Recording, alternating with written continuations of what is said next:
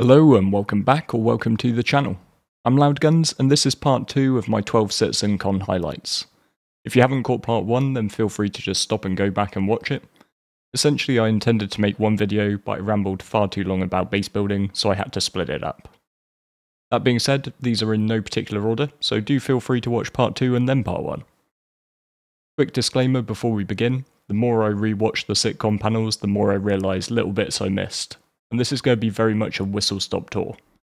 It's not meant to deliver every gram of info, but rather might help you pick out a few things to go back and watch yourself. If this sounds good to you, then grab a cup of tea while I roll the intro, then let's get into it.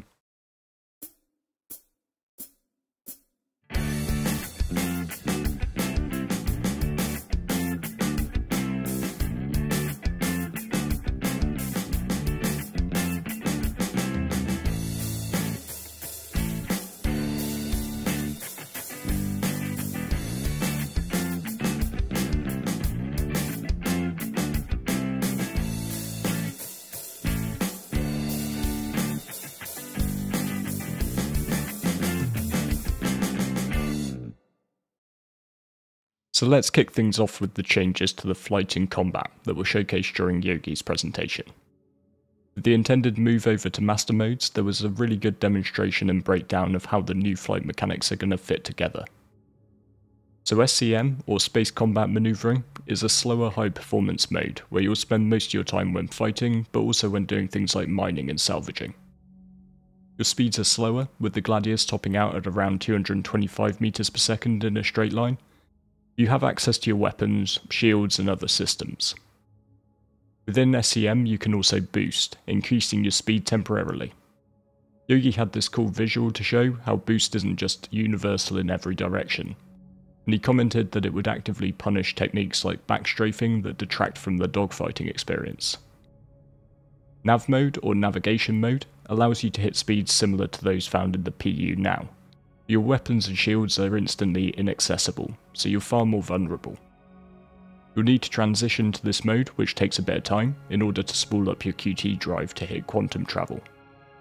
Interestingly, Yogi noted that the first of your systems that would be taken down by distortion guns is the QT drive itself, so running from fights is going to get a lot harder. Quantum travel itself is also getting completely overhauled with a more physicalized approach, which allows the team to add gameplay. So now when you line up a jump, you'll have to fight against external forces on your ship for a period before the quantum bubble locks in, and you can take your hands off the sticks. And this just brings an element of skill to QT jumping. A new quantum boost mode fills the gap between full quantum travel and nav mode speeds, allowing you to eat up jumps of just a few thousand kilometers or so. However, unlike with full quantum travel, the quantum bubble doesn't form, so you need to keep your hands on the sticks the whole way.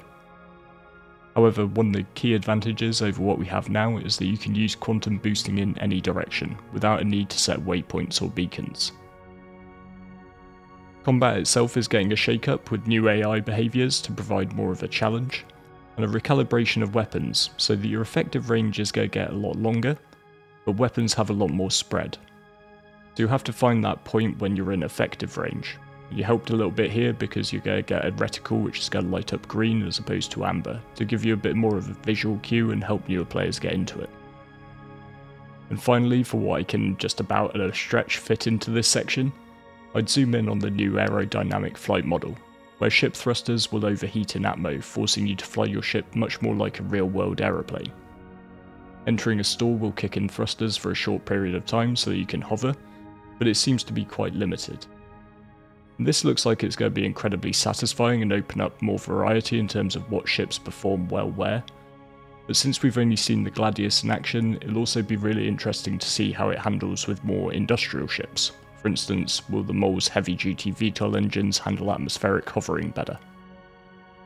As with many of these short recaps, I'm going to be missing some, well okay, a lot of nuance, and I'd strongly advise just checking the full presentation out if you've got time. So I really hate to reduce Nick Etheridge's entire panel down to just a pure focus on cargo elevators and hangars. There was a lot of really cool stuff about cargo missions and different types of cargo crates, which any self-respecting hauler is going to want to catch up on.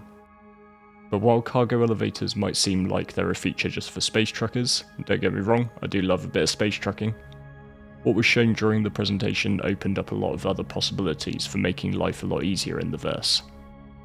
Combined with the plan to introduce instance persistent hangars, elevators will provide you with access to all manner of items from your inventory, including your collections of ground vehicles. Within our Discord community, we run a lot of events that can require setup, like loading Cyclones or STVs up into a C2 for a race. And being able to do this from the comfort of the hangar would be such a quality of life improvement. I also think it will be really practical in terms of preparing yourselves, getting together with your crew and thinking about all the stuff you might need before you head off on a mission or a long journey.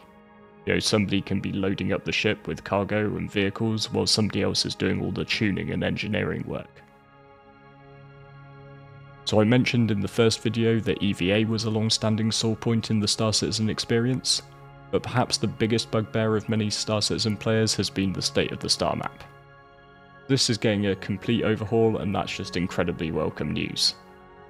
The new map seems like a huge improvement with much less clutter, smoother zooming in and out, and step back buttons like we've seen in Starfield. You can also navigate around the star map using a drop down locations that the devs confirmed will include a search function by the time it makes it into our hands. One thing that wasn't shown that I'd be very interested in is how you interact with party markers within the new map. Currently, if you RV with your org mates at a certain ground location, then that destination can just get incredibly cluttered. So hopefully we get some demonstrations of that aspect in action in an ISC further down the line. The new map is a unified system that goes all the way down to FPS level, something that's been very much needed to help navigate around some of the large locations in game. Local maps can be downloaded from specific map kiosks, and these can now be seen in the top left of your HUD as well as in the app. If you're exploring a new location like a cave, then your scanners will incrementally fill in the data, allowing you to produce maps to give or sell to others. You can also set location markers to find your way back to certain spots, and they confirm that they intend to make these tradable on a marketplace. This is absolutely huge for exploration gameplay. It would create systems to allow explorers to profit from their discoveries, or tie in with other org mates. It also opens up questions about how this will all interact with data loops like transport and theft. Number 10 is quite a nice quick one, but for a couple of reasons I just really think the announcement of new factions is really cool. For one, I think it'll be great to have some variety. I did find it mildly hilarious when they dropped the stat that we've collectively knocked off more than 100 million Ninetales gang members, but it makes a lot more sense that we have a bit more diversity out there in the verse. But my personal favourite part of this panel was the feature on the new Dusters faction, since a lot of their armour has taken inspiration from one of my two favourite in-game armours, Micro Battlesuit. These look incredible, and I'm fairly sure I'm going to be spending a lot more time looting when they get introduced into the game in Q4 this year. There was also some awesome info about upcoming changes to armour in Ian's talk, with a move to creating more specialised class categories for armour, as well as the current definitions of light, medium and heavy. Armour will offer perks depending on the role it's designed for, as well as hindrances if it's used outside of that role. So a heavy set of combat armour might be great for deflecting bullets, but really get in the way and hamper your visibility if you try to use it while you're piloting a snub, for instance. Along with new factions to look forward to, we've also got huge new locations, with a number of new settings offering a variety of friendly and hostile mission types.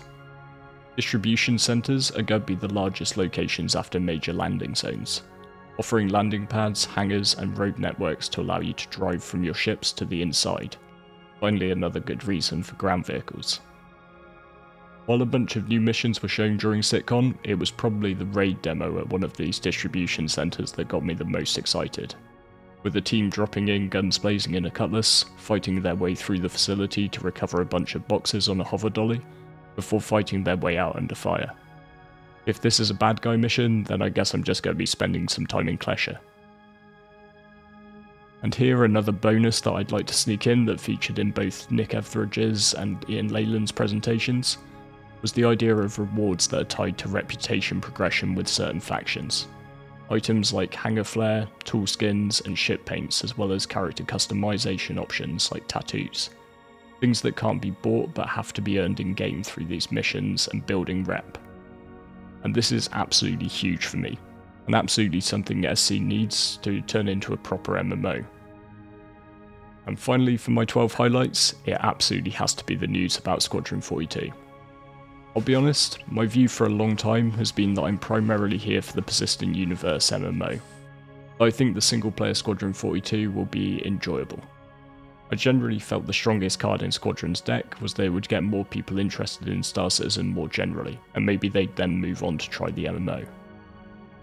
This absolutely insane trailer and presentation, it just blew me away. I can now officially say I'm hyped for Squadron itself just on its own. Chris didn't put a date on it, clearly someone's had a word with him and he's been barred from cursing it, but Squadron's now officially feature complete, and the team are moving into the polishing phase.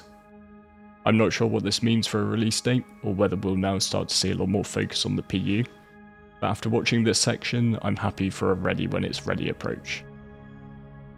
If you haven't already watched the Hold the Line demo, I'll include a link down in the video description, because I can't honestly think of words other than go watch it yourself. So that's it for my 12 highlights of CitCon. There's so much to unpack in these panels that I'm sure I'll be making a few more videos diving more deeply into certain subjects. And I'm also sure there were just things I missed entirely that could well have made this list, so please do let me know what your highlights were down in the comments. Also, I'd like to just say a big thank you to everyone at Frontier again who made it a really great weekend with our watch party. If you'd like to get involved with more multiplayer stuff, or even if you just want to talk to like-minded folks about StarCit, then pop into our Discord via the link in the video description. But with all that said, thank you very much for watching to the end, and I look forward to seeing you next time.